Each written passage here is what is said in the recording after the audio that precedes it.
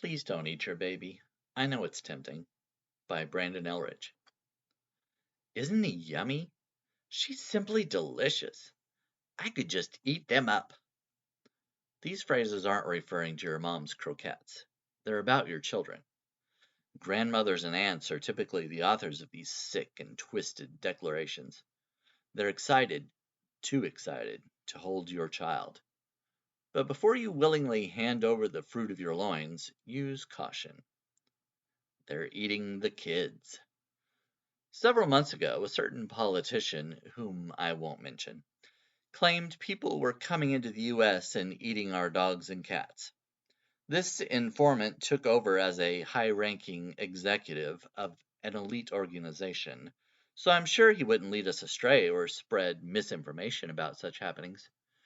In light of this disturbing culinary development, we must take vigilant care to protect our children from becoming side dishes. I don't know if these hungry migrants have infiltrated our neighbors to the north yet. Robin Wilding has likely witnessed these atrocities in Canada, but has kept her silence. Is she a sleeper cannibal? I wouldn't doubt it. Her trip to Mexico, directly following Christmas dinner, seems suspiciously timed. In the meantime, Thanksgiving and Christmas have passed, so it's too late for some tasty toddlers. But Easter is approaching, which is another excuse to gather with family and stuff our faces. Since Easter follows the end of Lent, your baby is even more immediate danger. After giving up meat for 40 days, your ravenous relatives are ready to chow down. Dressing the kid like a bunny sure isn't helping stave them off. Anybody ever heard of rabbit stew? Even the church sanctuary isn't safe. Sit in the back pew on Easter Sunday and keep one eye open during the prayer. When the minister mentions the body and the blood, it may not be metaphorical.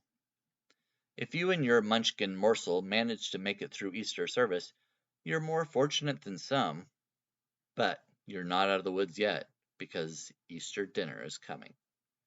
If you heed my warnings, I may still save some lives. I wouldn't call myself a hero, but you may if you'd like. The signs. Your supposed relatives are likely more sleeper cannibals who've been hiding undetected for years. Space Pay special attention to those who have recently married into the family.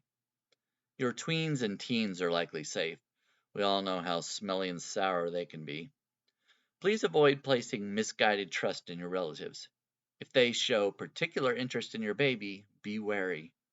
If you risk allowing them to hold your baby, do so after they've eaten. Look for signs like smelling the top of the baby's head, as the olfactory senses are directly linked to the gustatory system.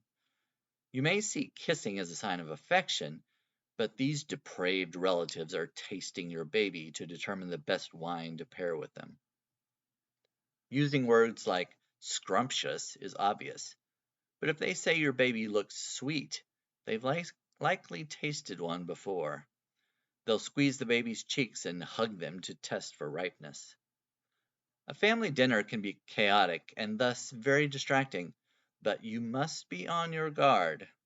Don't allow your suspected relative to take your baby out of your sight, especially if they're headed to the kitchen.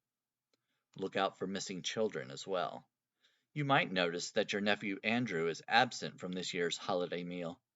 His parents say he's sick, but I'd become much more suspicious of the minced meat pie they brought. Some relatives may become so bold that they'll attempt to convince you to place your child on a platter. It may be tempting, especially if you have a brat who makes you long for your days of being child free. Take my advice if you want to see your dear child grow into a screaming toddler, a moody teenager, and then an adult who goes to therapy blaming you for all of their negative issues. I can see I'm losing you. On second thought, bon appetit! My articles are free, but I would appreciate your financial support, so please show your love for this queer-owned publication. From now until the end of Pride Month, June, I'm offering a 50% discounted subscription of only $4 a month. I plan to do a Pride tour broadcasting live from different Pride Fest locations each weekend in June. Your financial contribution will help me achieve that. You can also give a donation level subscription of $2 a month or $20 a year. You can also subscribe at the original full price by clicking the button at the bottom of the article. Whatever you choose, I appreciate your support.